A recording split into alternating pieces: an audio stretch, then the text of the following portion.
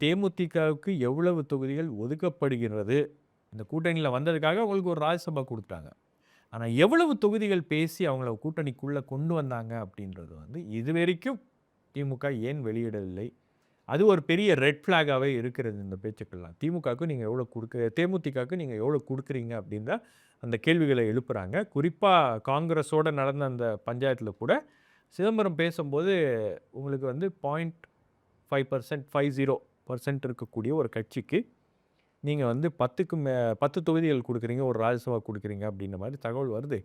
அப்ப எங்களுக்கு வந்து நீங்க அதிகமான தொகுதிகள குடுக்கணும் அப்படின்றத பேசியிருக்காங்க. அதேபோல லெஃப்ட் பார்ட்டீஸும் அப்படிதான் பேசுறாங்க. அ சிபிஐலாம் ரொம்ப டிசப்பாயிண்டடா இருக்காங்க அப்படின்னு சொல்றாங்க. ஏன்னா, அவங்களுக்கு வந்து போன முறை 6 தொகுதி குடுத்தாங்க. இந்த முறை 5ன்றாங்க. இப்போ மதிமுகவுக்கு வந்து ஃபார் ஆல் பிராக்டிகல் பர்ப்பஸஸ் நீங்க வந்து டெக்னிக்கலா பார்த்தீங்கன்னா, ஒதுக்கி இருக்கிற தொகுதி 1 தான். அவங்க சின்னத்தில. மீதி பார்த்தீங்கன்னா 3 திமுக சின்னத்தில தான்.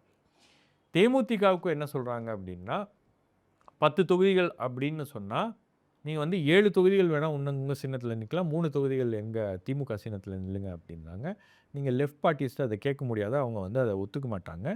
பட் லெஃப்ட் பார்ட்டீஸுக்கும் அவங்க எதிர்பார்ப்பு என்னன்னா, ஒரு 8 சீட்டு குடுப்பாங்க அப்படின்னு. அது வருமா அப்படின்றது ஒரு பெரிய கேள்வியாக இருக்கிறது. அவங்களுடைய மாநில குழு கூட்டங்கள் எல்லாம் நடத்தி, அவங்க வந்து இத தீவிரமா டிஸ்கஸ் பண்ணிட்டுருக்காங்க.